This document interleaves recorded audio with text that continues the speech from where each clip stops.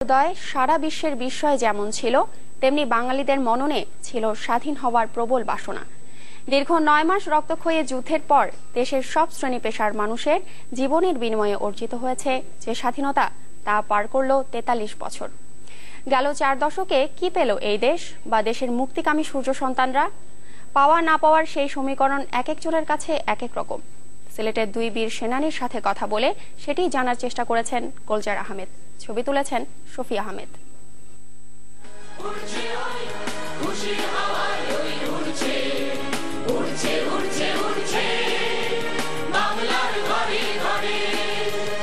মুক্ত হাওয়ায় ভেসে বেড়ানো এসব ছবিতে ফুটে উঠে স্বাধীন বাংলাদেশের প্রতিচ্ছবি। বিজয়ের মাসে শহর থেকে গ্রামের অলিতে গলিতে উঠছে লাল সবুজের পতাকা, যা স্মরণ করিয়ে দেয় রক্তমাখা সেই সব ইতিহাস। আলপনার সাজে নগরীর দেয়াল কিংবা রাজপথে বিজয়ের মিছিল। সিলেট কেন্দ্রীয় শহীদ মিনারের অতন্দ্র প্রহরী আফতাব আলী মুক্তিযুদ্ধের গেরিলা বাহিনীর সৈনিক। 71 রণাঙ্গনের 4 নম্বর সেক্টরে এই যোদ্ধা পাকিস্তানিদের গুলিতে আহত হয়েছিলেন। চিকিৎসা নিয়ে সুস্থ হয়ে আবারও হাতে নেন অস্ত্র, স্বাধীন করেন দেশ। কিন্তু যুদ্ধের পর স্বাধীন বাংলাদেশে কখনো রিক্সা চালিয়ে, কখনো বা দিনমজুরের কাজ করে কেটেছে তার জীবন জীবিকা। কিন্তু একটা সময় যখন জীবন গাড়ি আর চলছিল না, তখন দায়িত্ব নেন শহীদ মিনারের প্রহরী হিসেবে। তার এই দীর্ঘপ্রাপ্তির কোঠা শূন্য, কিন্তু অর্জন এই দেশ।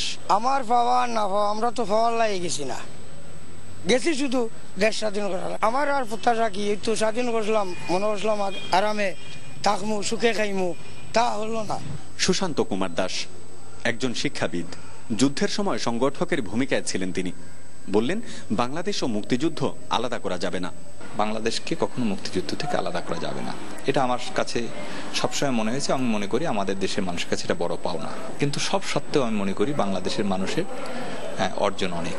যেমন আমি এক এক করে যদি ধরি, আমাদের কৃষিতে যে অর্জন হয়েছে এটা অচিন্তনীয়। এটা কিন্তু মুক্তিযুদ্ধ ছাড়া এটা সম্ভব হতো না। আমাদের দেশে শিক্ষার ক্ষেত্রে আমরা যখন স্বাধীন হই, তখন 17% জন আমাদের দেশে শিক্ষিত ছিল, মানে অক্ষর জ্ঞান সম্পন্ন ছিল। এখন আমরা 60-এর উপরে।